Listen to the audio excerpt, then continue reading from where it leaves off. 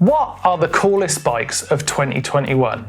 We might not even be halfway through the year yet, but we thought there are already enough amazing bikes that it warrants some chatting about at the very least. A few might have come out at the end of 2020 actually, but in my eyes they form part of the 2021 year, and of course this is completely subjective, although an expert opinion if I do say so myself. Kind of. But let us know what you think in the comments down below about these bikes. It'll be very interesting to hear what you've got to say.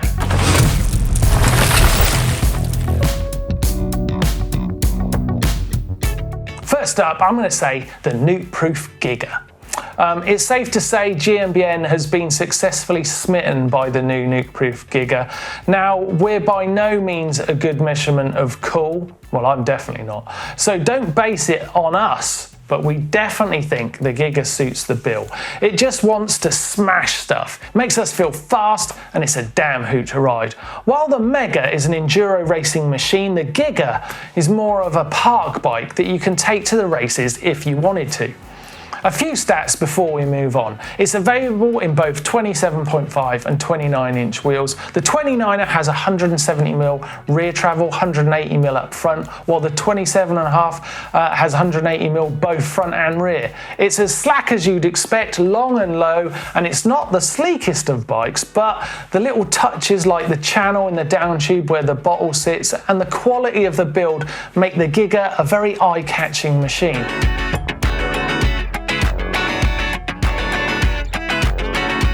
The name itself is pretty damn cool, the Forbidden Dreadnought.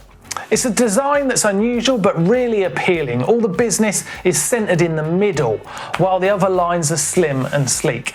It doesn't have the typical double triangle look, and the seat post looks like the mast of a ship, which seems appropriate because a Dreadnought is a class of warship, and a big and formidable one too.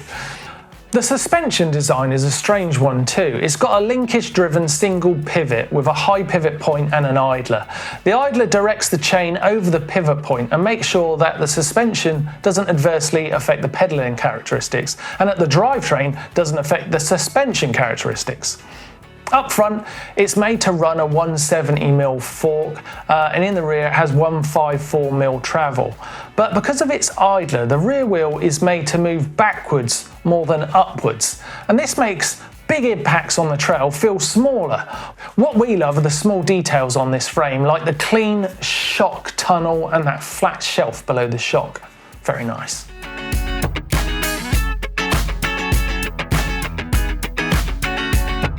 Now, PROPAIN make a lot of cool bikes. They're not about shouting about them, but just go quietly about making bikes that you want to ride. The new SPINDRIFT is exactly one of those. PROPAIN say it's their free ride bike and have made sure that it will suit everyone's idea of a free ride bike. It comes in whichever wheel configuration you want, be it 27.5 or mixed wheel or a 29. There's even the option of an alloy frame or a full carbon frame. All options have the same 180mm travel front and rear. And if you're keen for a few upgrades or a different colour decal, then PROPAIN have you covered. You can customise your build and your colours. We really want to see more brands doing this, because sometimes you just want that nicer fork or the brakes, but you can't afford to go up to the next model, that extra cost. As a rider though, this bike just looks ready as shred. It's got great lines, has a nice compact suspension system that is no fuss, and has everything covered from neat cable routing to rubber frame protectors. The bike is built to be ridden, not to be drawled, though it's a good looking bike, so you could do that too if you wanted.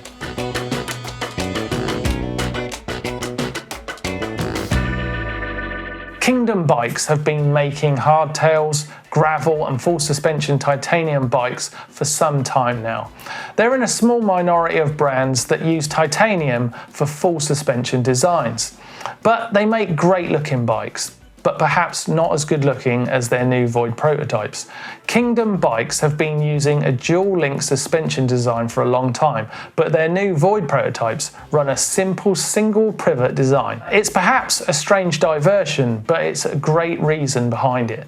This is how they explain their new Void bikes idea. To us, better means more fun, versatile and reliable, but above all, it stands for a commitment to improve the way our company functions and manufactures and its impact on the environment. Very noble. Simpler is often better for the environment, and having a single pivot reduces the amount of parts needed for the build, and by using additive manufacturing, they're cutting down on material waste. Besides those fantastic reasons for exploring a new design for their bikes, we just think their Void prototypes look amazing. So clean, so sleek.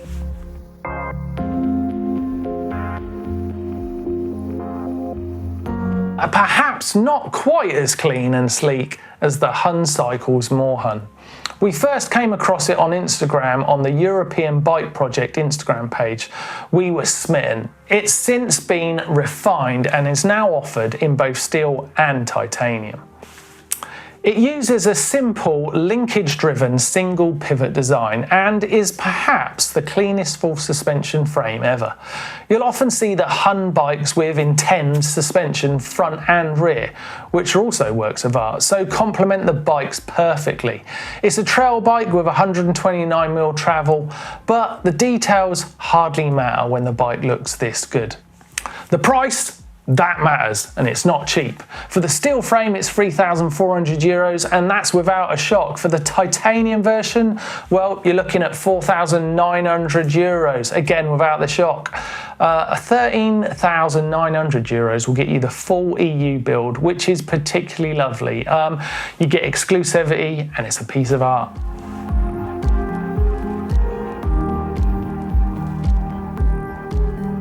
This is a bike company that makes pure art out of carbon, and they put in so much work that they don't even dare cover it in paint. Enter the ANTIDOTE CARBONJACK 29er. It's ANTIDOTE's new 29 version of their CARBONJACK, as you'd probably imagine, and my God, it's good looking. If you haven't heard of ANTIDOTE, don't worry. They're a small brand out of Poland, making some of the most striking bikes around. This new model has even won Design and Innovation Awards in 2021. But wow, it's not cheap. But that's exactly what you get when you're buying a handcrafted beauty like this.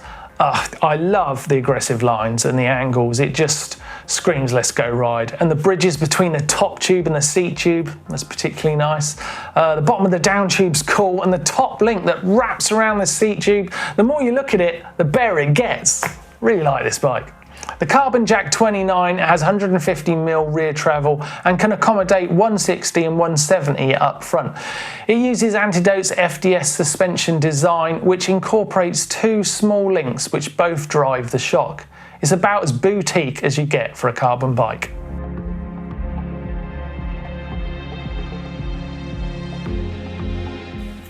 Now, this is a very controversial addition. When Specialized released their fully carbon HOTWALK balance bike, the field was split.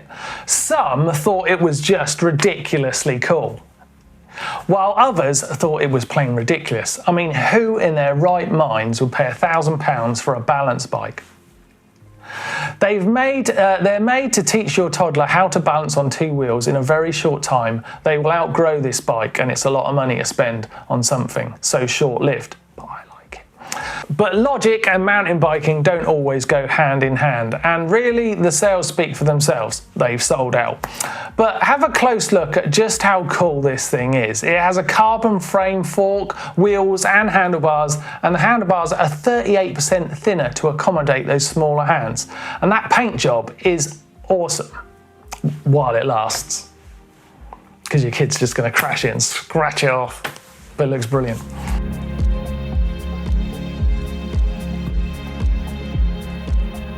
Most of the bikes on this list have been, well, pretty expensive, but this last one is definitely not. The new VITUS ESCARPE manages to somehow keep its price so low that it's difficult to imagine other brands justifying their prices. Yes, they have direct sales method, and that does without the dealers, but with the new ESCARPE, it's just amazing how much bike you can get for the price. It's a carbon front triangle and alloy swing arm, and that front triangle is chunky. It's clearly built for purpose. It has 140mm rear travel with 150mm travel up front. It's also offered in both 27.5 and 29-inch options, so loads of options in terms of different rider shapes. And the geo is absolutely spot on too. It's just got a no-nonsense look to it. And back to that price. The top of the range comes in at £3,499, complete with Fox factory shocks, Shimano XT drivetrain and DT Swiss wheels. That's the price of a lot of entry-level builds from other brands. It's total madness.